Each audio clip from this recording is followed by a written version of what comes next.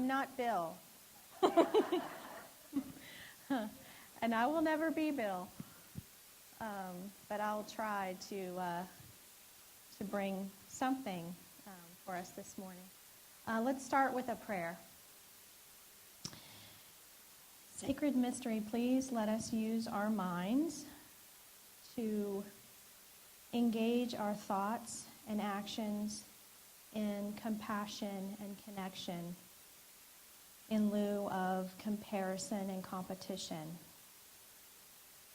Let this intention allow the divine indwelling in us be freed to dance in peace, love, and harmony. Amen. So Bill contacted me, I think, late Wednesday and asked me how I was about last-minute teaching. And so we're doing a little experiment to see how good that is. So I had a talk that I did for Bridget's Place not too long ago where I really described the Enneagram and how we use it in transformation. So that's going to be part of the talk. But I titled this talk, Sacred and Scattered. Now is the time for us to change our minds. I was looking for a really intellectual, beautiful quote by Neil deGrasse Tyson for this, and what I came across was this one that says, I don't know if it's a good or bad thing that on a Google search, The Big Bang Theory, the sitcom comes up before the origin of the universe.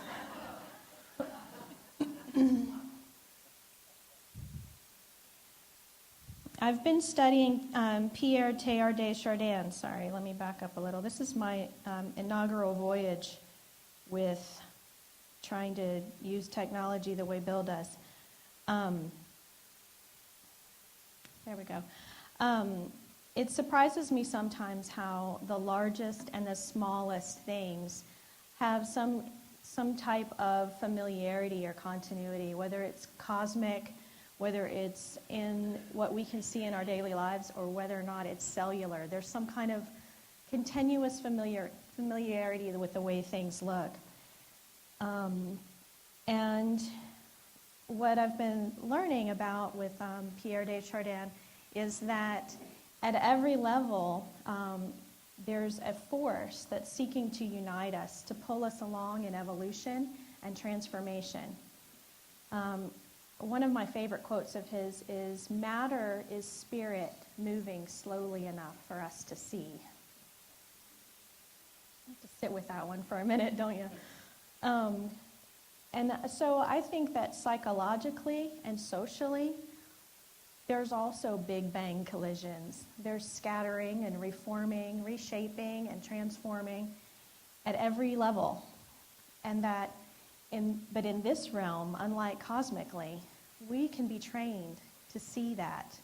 And we can be part of the evolution and transformation that happens at this level. We can choose to unite what's been scattered. One way is to understand and free ourselves from our thought patterns, our judgments, and our attachments. So, I've put it on its ear and said instead of the Big Bang, maybe it's time for us to do the Big Nab, where we gather back everything that's been scattered. Teilhard de Chardin says that people who follow Jesus, or I like to think anybody who's following their own path towards spiritual enlightenment, they become whole makers, uniting what is scattered, creating a deeper unity. So, what do you do to train yourself to turn from comparison and competition and things that make us collide and bounce off of each other more towards compassion and unity?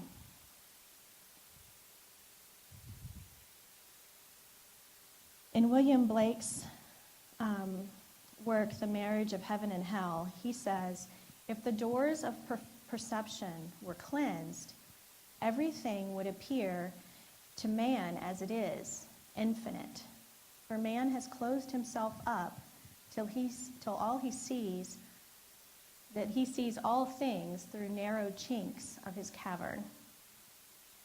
In James Finley's book, Christian Meditation, he refers to this quote as a description of how meditation works to help us be patient and realize this lifelong learning process of becoming one seasoned in meditative awareness of the divinity in daily living. That's a really action-packed sentence, isn't it? So let me say that one more time. I feel like I'm screaming. Is it as loud to you out there? It's okay? Okay. I'm going to read that sentence one more time. It's a lifelong learning process of becoming one seasoned in the meditative awareness of the divinity of daily living. That sounds like it's really congruent with ordinary life, right? So, my question to you is, are we willing to mindfully choose growth and connection over the consistency and attachment to the way we normally respond to things? There's a reason that we respond the way that we do. Our patterns are automatic, and they give us some level of comfort and predictability. But are we ready to move beyond that? Are we ready to change? Or do we need to suffer to a certain degree before we're willing to be pulled into this awareness? Are we comfortable enough with our attachments that we're willing to just cruise along with them until something strips them from us? Is uniting all that's scattered really not our problem until something's made it our problem by an unforeseen circumstance? Are you okay with that? I think that's the big question when Bill talks about us doing spiritual practice. I think the question is, are we okay with just cruising along, or are we motivated to become more active in this transformation? Let's say we are okay. Let's say we're not okay with it. Let's say we're ready to do something different. So here's the question. How do we become more conscious of our patterns so that we can outgrow them? One of the tools that I've actually learned about it for the first time in this class back in 2008. Jim and Jory Mansky were visiting, and they did a little workshop in Houston on compassionate communication. I know I've plugged it several times in here. It's also called nonviolent communication. It's the work of Marshall Rosenberg. And he really did a lot of work in the 70s on it for peace and justice. It's been used in the UN. We use it in parenting. It's been used in pretty much every level. It helps us understand our commonality. So the very basics of it, and I'm not going to go through the whole thing. I could give a 15-hour workshop on it. But at least, and I'm still learning every time I look at it, but it's based on the fact that we all have the same needs. And these move beyond Maslow's hierarchy of needs that starts with sustenance and protection and security to all of our variety of needs. Let's say in a perfect world, we wouldn't have however percentage, 85 or 90% of the world having to really focus on those protection and security and where's my next meal coming from. But if everyone had the benefit that our bubble has, and everyone could try to get these needs met, this is what that list would look like. And I know you can't read it because it's fuzzy, but some of these lists are survival, sustenance, nurturance, purpose, meaning, contribution, freedom, choice, creativity, clarity, learning, authenticity, peace of mind, balance, ease, beauty, harmony, celebration, mourning, leisure, play, understanding, connection, acceptance, love, compassion, cooperation, community, mutuality, support, and many, many others. So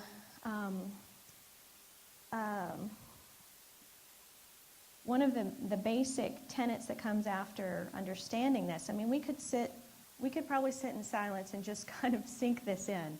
The next kind of step in understanding compassionate communication, or NVC, is that every choice that we make, consciously or subconsciously, is an attempt to get one or more of these needs met.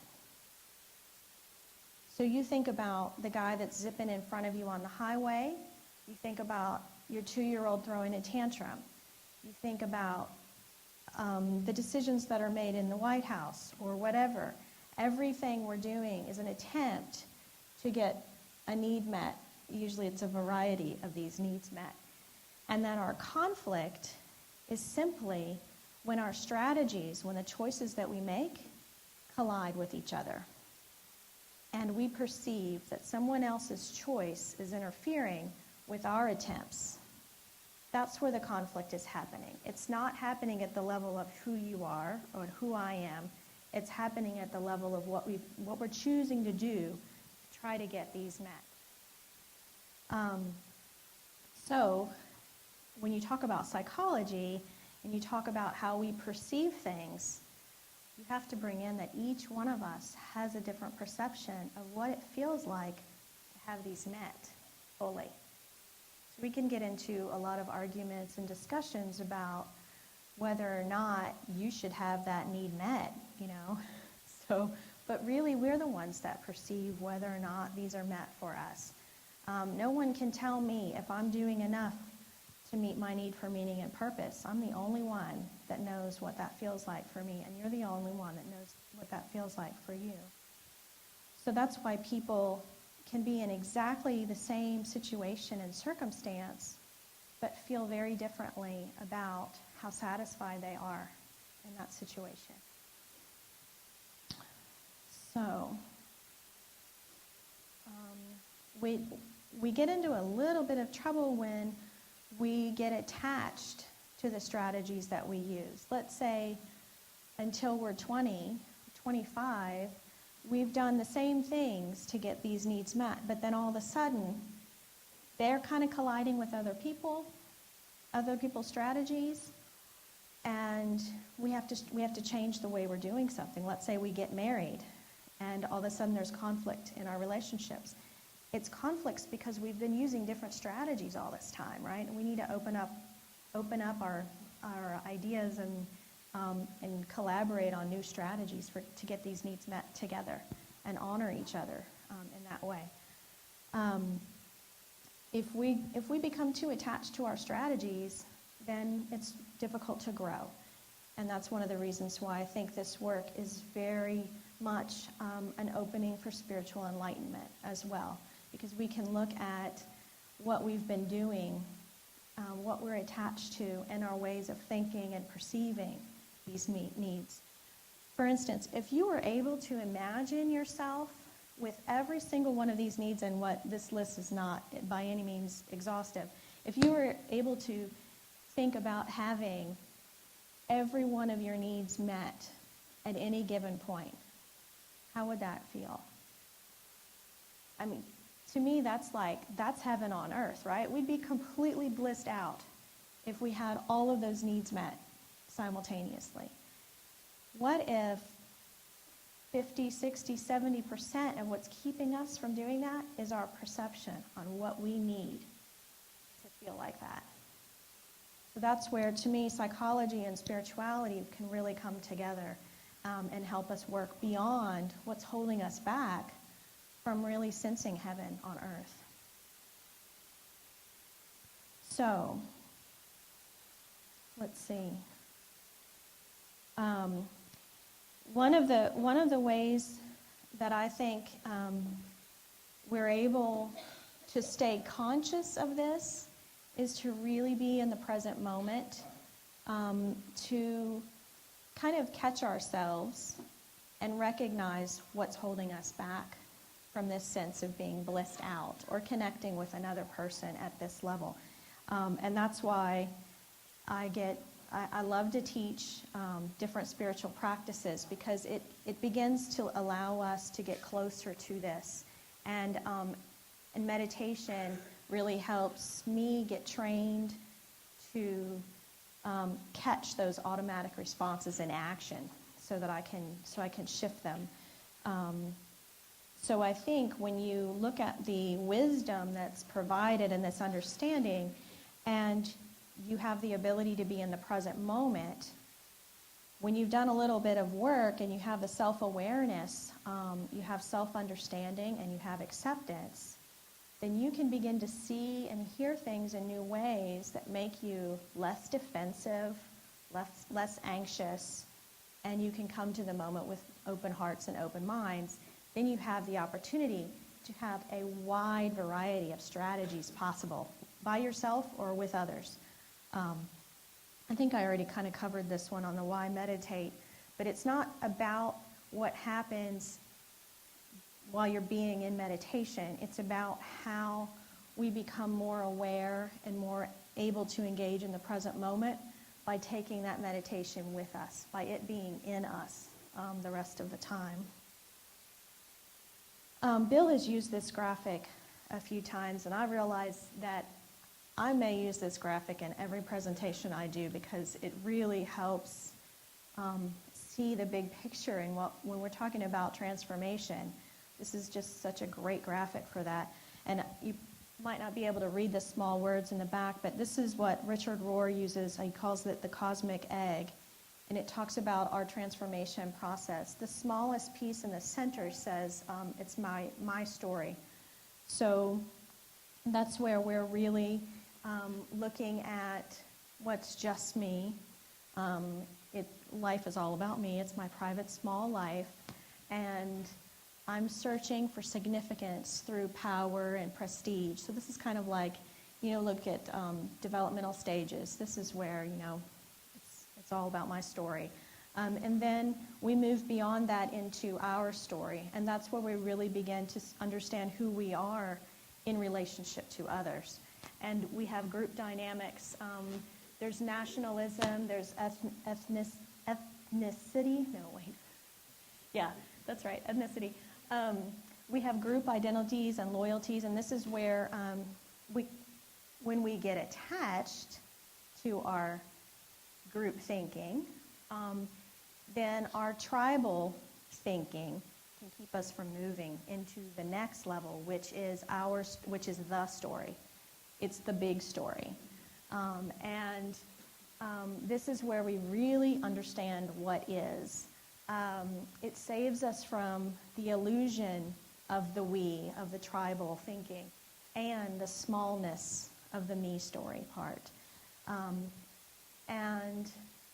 This is where I think we really get into when you can see the big picture at this level, then you can really let go of there's only one path and it's my path.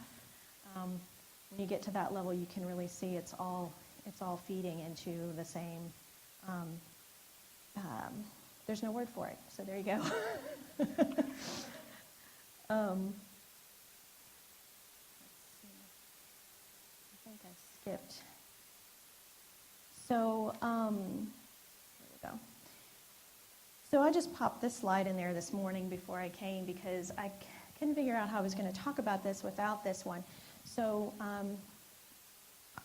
there are talks you could give on those fine little lines in between my story and our story, right? So what keeps us trapped there? I think it's a lot of what's going on under the water.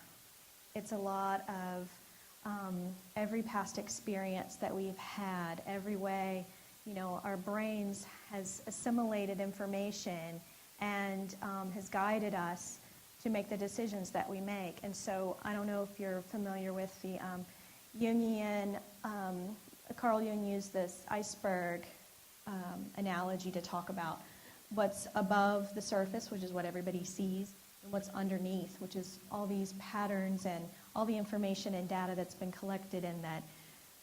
Things, I've studied this under a couple of different psychologists, and there's a few different ways of looking at this, but that this is our unconscious, and I think Bill talks about, I don't know what the percentage is, but this makes decisions for us a lot. And I think spiritual practice allows us to pay attention to these things as they pop to the surface. When you're trying to sit silently in meditation, and you start to notice but not get attached to the thoughts that come up, not only do you practice not getting attached to those thoughts, you can also start to recognize what are those unique patterns that are making those decisions for me without me knowing it. You can become familiar with them enough so that you can transform them. And so, what do you do? How do you transform those ideas? For me, one of the best resources for doing that is the Enneagram, because if there's a root motivation, if there's some patterns that are part of who we are that we can catch in the moment, then we have the opportunity to take a step away, and rather than use that information to rationalize our behavior, we use that information to transform how we're going to respond in the moment. So let's see. So I think that helps us navigate from the my story part to the our story part and beyond.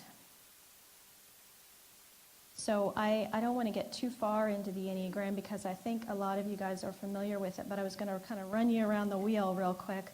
And I'm using pictures from our family, but there's 9 root types, and they are the perfectionist, the helper,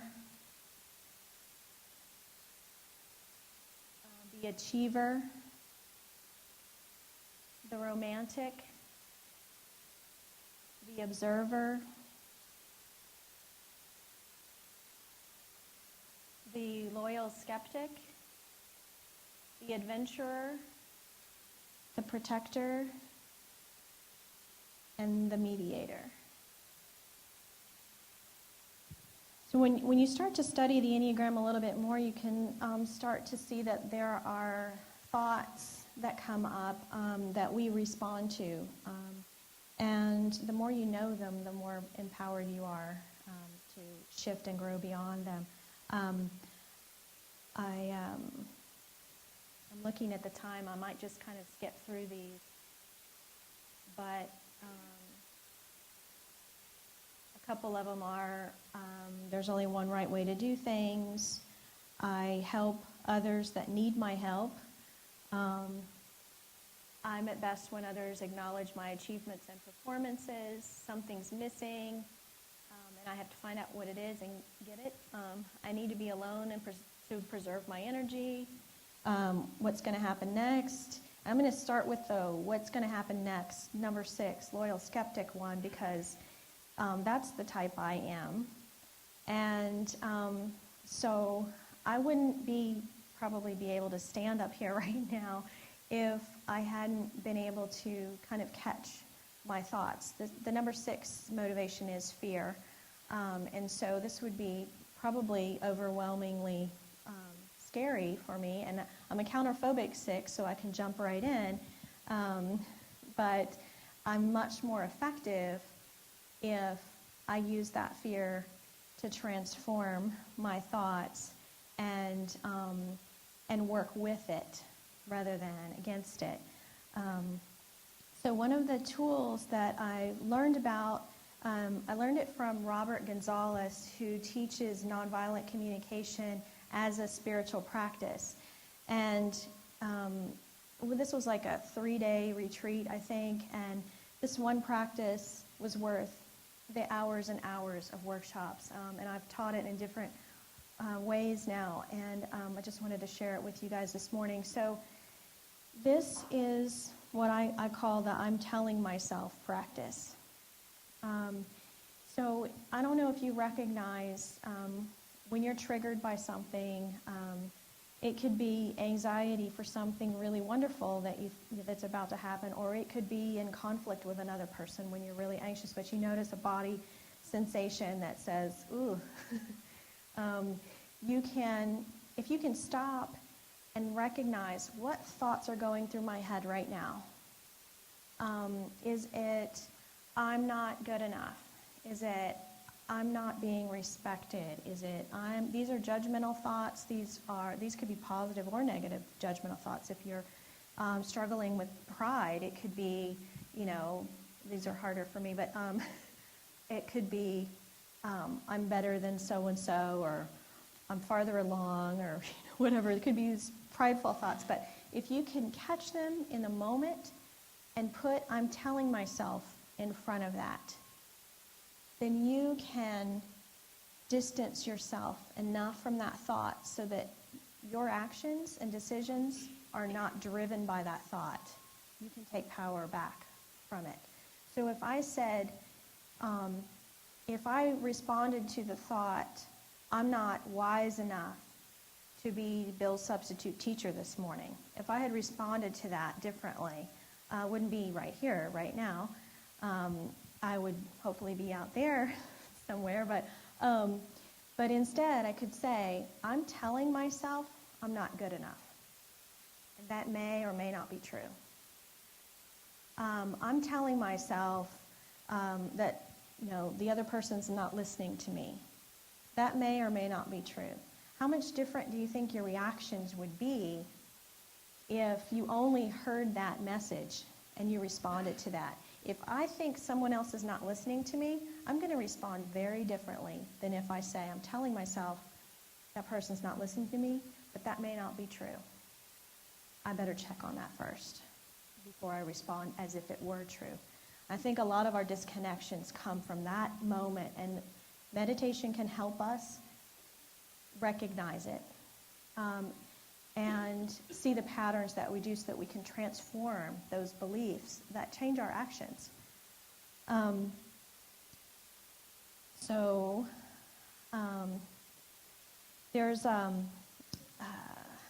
There's a Catholic priest, Father Philip Kirchhoff, who, I'm skipping this slide. I think I talked about that enough. Father Kirchhoff brought Luke 10:38-42 scripture to a retreat that I did in the fall, and his message about it was so radically different. I wanted to try to use that as an example this morning. So this is from The Message by Eugene Peterson, translation of Luke 10:38-42. As they continued their travel, Jesus entered a village. A woman by the name of Martha welcomed him and made him feel quite at home. She had a sister, Mary, who sat before the master, hanging on his every word. But Martha was pulled away by all she had to do in the kitchen. Later, she stepped in, interrupting them. Master, don't you care that my sister has abandoned the kitchen to me? Tell her to lend a hand. The master said, Martha, dear Martha, you're fussing far too much and getting yourself worked up over nothing. One thing is essential, and Mary has chosen it. It's the main course and can't be taken from her. I've heard this verse used a few different ways, and most times it's used in comparison, comparing Mary to Martha, comparing the work of one to the work of the other. And there's lessons to be learned in looking at that in that way, but Father Kirchhoff brought it to us in a totally different way. He said, in the cloud of unknowing, back up a little bit, in the cloud of unknowing they used it to talk about contemplation and action. So going into the contemplation part a little bit more, Father Kirchhoff said, what if the work was equal? What if Martha's special gift to give in the present moment that day was working in the kitchen? What if Mary's special gift and offering that morning was being at the Master's feet? What if we think about Martha went wrong only in the moment where she started comparing herself to Mary? Where she told herself that Mary's not doing what she ought to be doing. What if she's a type 2 on the Enneagram and really got a lot out of helping other people, but rather than being resentful about the help she was giving, what if she was able to say, I'm telling myself that Mary's not doing the important work. I need all this help in the kitchen. And that may or may not be true. And she was able to just keep on doing what she was doing, but doing it out of love instead of out of competition or comparison.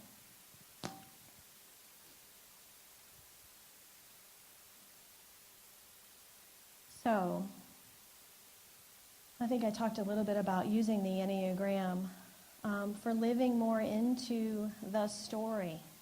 What if we can channel the specific gifts that we have into the opportunities that we have in the present moment? I think we start to feel a shift, and we become more peaceful and empowered, because as the Zen master who's joined us a few times says, our thoughts are what's causing our suffering. It's keeping us from what truly is, and that we have the power to change that. And I believe that being able to shift from my story and my specific interpretation of what's going on into the bigger picture also gives us enough grounding so that we can be with others with who they are. And I wanted to share this video. So what I wanted to share with you is just, knowing that I'm a type 6 and fear really can make me respond in ways that don't really come from my soul. I had an experience after studying nonviolent communication for a while and getting to know my patterns and things by working with Judy on the Enneagram. I realized that I was so scared living in our house, in our neighborhood. And what scared me were the gang tags on the houses, and we've got small children. And I realized that coming and going from the house was making me have a very fearful response, and I was very judgmental of the guys in our neighborhood that were like 18 to 25 and dressed a certain way. And I've always thought I've always tried to be very open-minded and not discriminate, and why can't I move past this? And so I challenged myself to look at them differently and to stop the way I was thinking. And so what I did was I realized I was telling myself a story that may or may not be true, and that when I meet strangers in the streets otherwise, I nod at people, I smile at people, I don't have a problem connecting with people, and I usually kind of do the namaste nod, and I've shared a lot of sweet smiles with other people, and I really need to bring that to this situation. So I had our kids and I were on vacation for a month, and my husband met us at the airport with all these great shoe polish messages all over the car about welcome home. And so one morning I pulled out to the busy intersection, and with, back in the routine with the kids going to work and school and everything, hadn't washed the car yet. And I pull up to the intersection, and there's this guy ambling towards me with, an uneven kind of strut going on. And I'm dressed a certain way, and I just thought, you know what, I'm telling myself this guy's a gang member.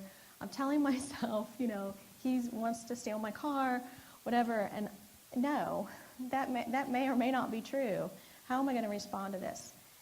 So I made eye contact. I didn't take the little window of opportunity to zip out in front of him and get, on my way when he was crossing the road on the sidewalk. I made eye contact. I gave him the nod, and I waved him across. And he lit up. And he had this big smile on his face, and exuberantly, all the way across the front of my car, he was saying, "Welcome home."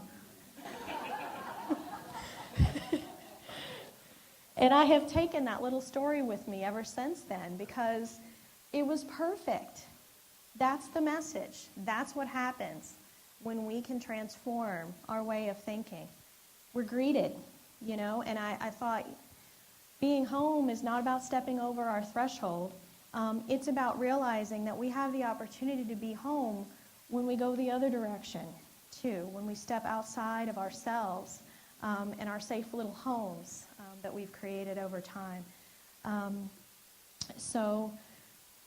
think that's the place where we come into contact with being with and part of the indwelling that's within each of us. So I've come across this practice lately that I love that's rewriting a psalm.